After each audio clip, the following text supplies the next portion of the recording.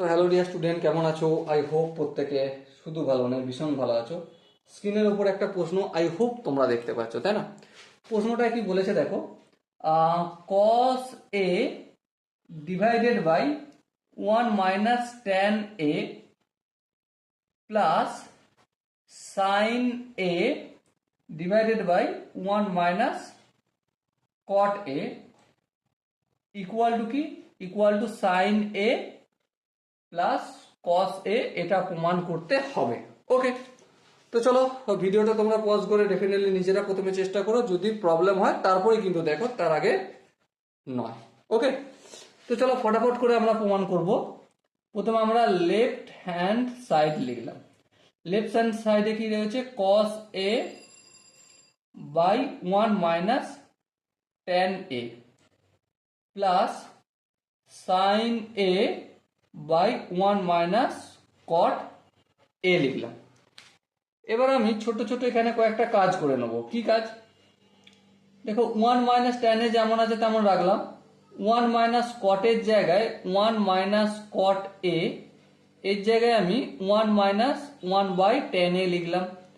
এবার এটা যদি এলসিএম টেলসিএম নিই তাহলে tan a হবে লসাগু, tan এর সঙ্গে 1 গুণ হয়ে যায়, tan a -1 হবে, তাই না?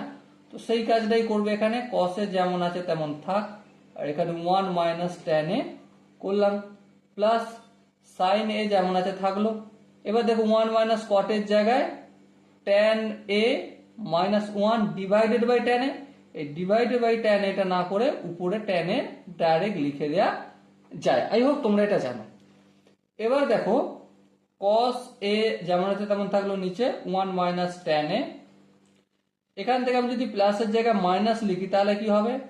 এখানে দেখো যেমন tan a ইন্টু সাইন এ আছে তেমন থাকলো, আর এখানটায় tan a -1 এখানে মাইনাস করেছি, তাই 1 - tan a করলাম। ওকে, এবার একটু এলসিএম টেলসিএম নেওয়া যাক। হ্যাঁ নি, চলো যদি নিই, এটা কি হয়ে যাবে? 1 - tan a হবে। এবারে লসাগু যেহেতু একই হচ্ছে, তাহলে এখানে আমি cos a লিখবো minus tan a into sine A করব। ওকে, এর পরের স্টেপে কি করব? এর পরের স্টেপে আমি ট্যানটার ওপর একটু কাজ করব। ট্যানটার ওপর যদি কাজ করি কি পাবো দেখো, আমি এখানটা একটু রাফে করে নিয়েছি, ঠিক আছে? cos a minus tan a into sine A. Okay, cos A যেমন থাকলো, tan a মানে কি? Sine A by cos a, আর ইন্টু সাইন এ ছিল, তার মানে এখানটা স্কোয়ার করে দেবো। আবার দেখো এলসিএম নিলে কি হয়ে যায়? cos a, হাট এই cos a, cos এর সঙ্গে এই cos এ গুণ হয়ে যাবে, cos square a minus sine square a আসবে। ওকে, সো এবারে তার মানে এই যে cos a minus tan a into sine A, তার মানে কি লিখবো? এটা লিখতে পারি। হ্যাঁ, চলো লিখে দাও ফটাফট করে। দেখো এর জায়গায় cos square a minus sine square a, আর নিচে কি আছে? cos a, আর এখানে 1 - tan এর জায়গায় 1 - tan a এর জায়গায় আমি 1 - sine a by cos a লিখবো। হ্যাঁ, আচ্ছা এলসিএম টেলসিএম নিলে cos a হবে, এখানটায় cos a minus sine a হবে। তাহলে 1 - tan এর জায়গায় cos a minus sine a divided by cos a। হ্যাঁ, আচ্ছা এবার একটা জিনিস লক্ষ্য করো, এই cos a তো এই cos a কেটে যাবে। হ্যাঁ, কেটে দিলাম। কি বেঁচে আছে? cos square a minus sine square a square minus B square সূত্র পড়ে যাবে।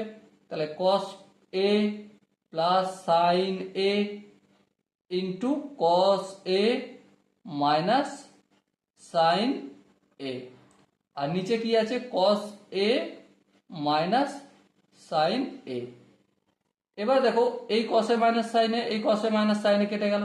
সো কি বেঁচে আছে? cos a plus sine a, আর এটাই আমাদের রাইট হ্যান্ড সাইড।